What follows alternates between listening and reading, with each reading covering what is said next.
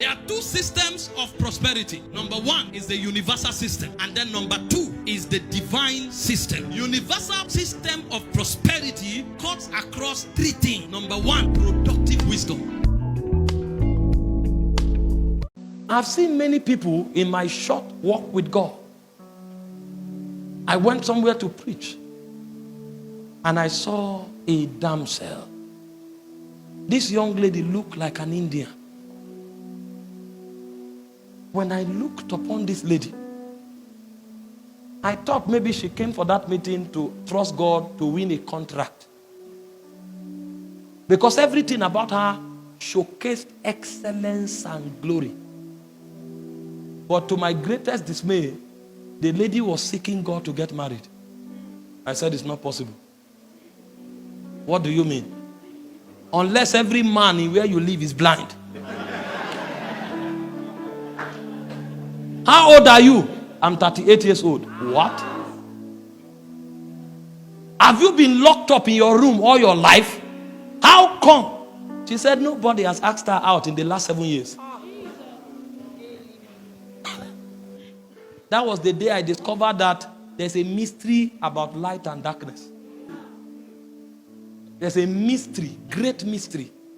It was from that day that I came up with the understanding that it's not beauty that gets people married, it's favor. But you see, there are many people who don't have enough light. They spend all their money on hair, on eyelashes, and on fingernails. But when you have light, you will know that there is an economy that Esther had. That even when nobody should see the king, she broke protocol. And when she entered, the king stood up and said, the search is over. It will take light. It will take light. Too many people don't have light. Somebody entered ministry. He wanted to start ministry in Abuja. And he gathered 100 million and entered the city. Said they've come to take over the city. He said, relax. How much is billboard? He paid for it. How much is tent? He paid for it. After 4 months, they became 3 in the tent. That was when he knew that what you need to start a ministry is not money, it's light. I wish you understood the excellency of light. You wouldn't jump into that business until you have light. If you understood the excellency of light, you will not start that course. They told you medicine is lucrative. Meanwhile, if you had checked in light, your career is in music. You would not have wasted. We were not wise. We were not trained. If I knew, I would have been studying God from 10 years. If I knew this is where I would end, I was in the studio with lab coat. All the chemicals I studied, I have not used one. Because I didn't have light. Studied chemicals, studied water, H2O. Water is H2O. Studying about pinnacle, arrangement reaction in medicinal chemistry. I didn't need any of them. But there was no light. There's nothing wrong in schooling. But if I had light, I would have schooled in the direction of my call.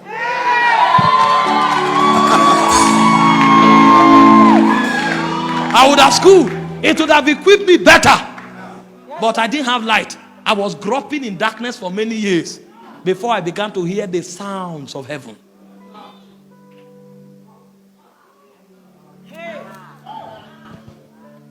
Why wouldn't I be studying political science if I'm a politician?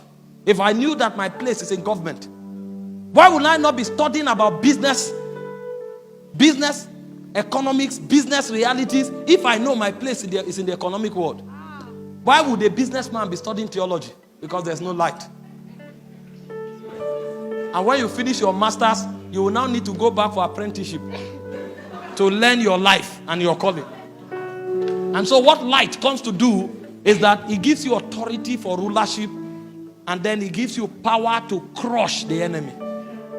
There are most of you here, the challenge that your family is going through, the challenge your ministry is going through, the challenge you are going through is darkness at work. If you had one flicker of light shine through that darkness, that challenge would have crumbled. And so the excellency of the presence, the glory of the presence, is the fact that the presence furnishes you with light. Light that is consistent with your destiny. He looked at Jeremiah. He said, before you were formed in your mother's womb, I knew you. I ordained you and I sanctified you to be a prophet. You are not a priest. Your great-grandfather, your grandfather and your father may be priests. You are a prophet. And your order of the prophetic is to uproot and to plant. And so when Jeremiah enters a city, he knows that he's an architect of civilization. If he sees something that is not consistent with the will of God, he can say, by this time next year, vanish from the face of the earth. Because he found his destiny. That kind of precision and accuracy, you can't pick it in the market. You can't pick it in the Bible school. You will only pick it in the presence. The greatest crisis of destiny is dislocation. Men that should go to Nineveh are on a boat going to another direction. And because they are not in the direction of their destiny, all their efforts count for nothing. Hear this. Your effort will be wasted until light comes to you.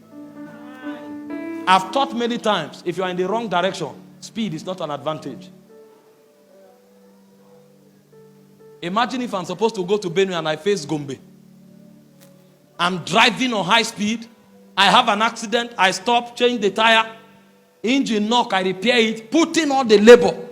After 2 days, I will now arrive Gombe. I'm farther from my destination. But if I had light and somebody tells me, take left, not right, all of that waste wouldn't have been necessary.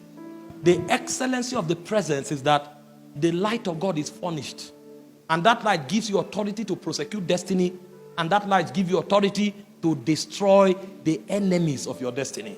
You are not a victim. You are just in darkness. And the moment light comes to you, you will discover how helpless the devil is. The devil is not as strong as he parades himself to be. He's a defeated foe. He's having spoiled principalities and powers. He made a public show of them, triumphing over them by the cross. The devil is not powerful. The devil only has instrument of deception that he uses to keep the sons of light in captivity. The moment light comes to you, you will discover your rulership over the devil. That's the excellency of the presence of God. That light dwells in God's presence. And so what does light do? Two things. Number one, light gives you authority in the realm of God. Because if you see things the way God sees them, then you can do them the way God does them. Jesus said that everything I do is what I see my Father do that I do. So light is the symbol of authority in the spirit realm. In Job chapter 38 verse 4, it said, declare now if you have understanding. What gives you the right to change things? What gives you the right to speak? What gives you the right to change things is the measure of light that is in you. If you have no light, you have no authority in the realm of God.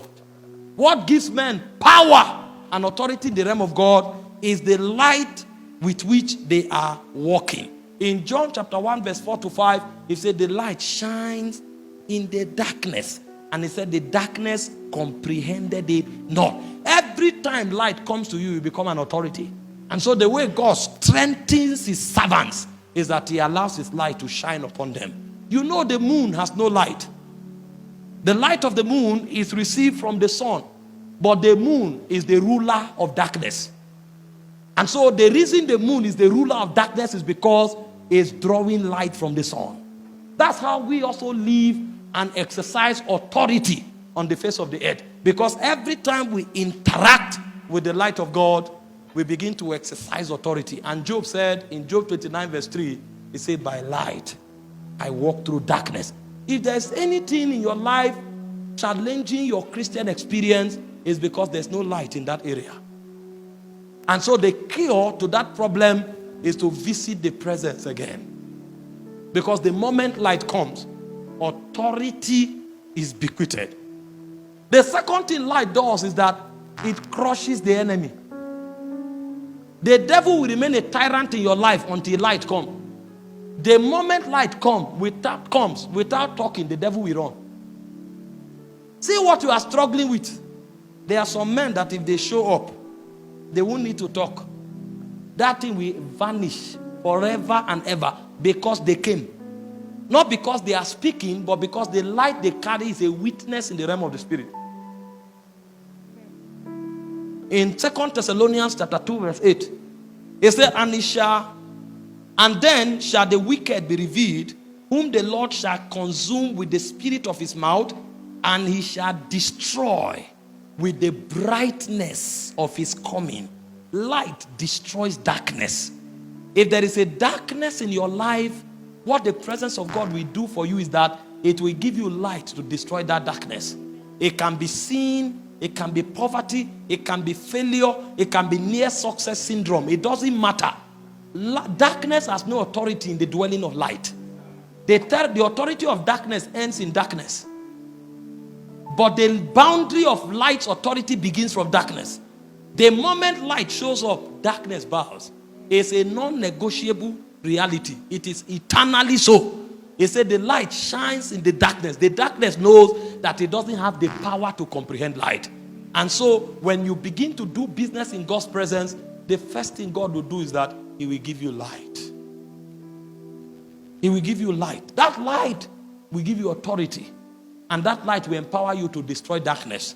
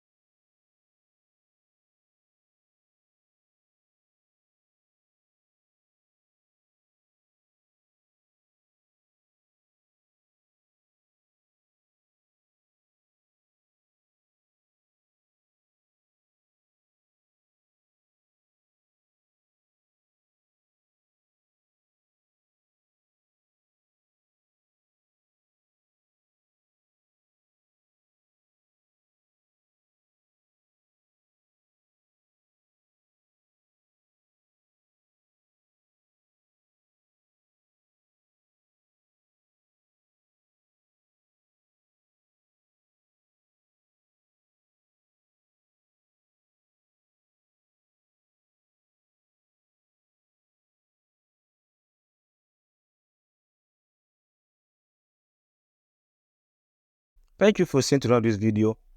Scripture admonishes us in the Great Commission that we go into the world and preach the gospel to every creature.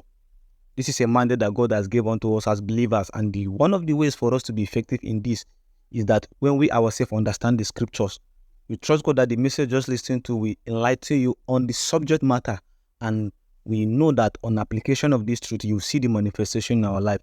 If you are new to our channel, don't forget to subscribe, like this video, and share it to your friends and family so that they too will get acquainted with this message and be blessed as well. Thank you, and God bless you.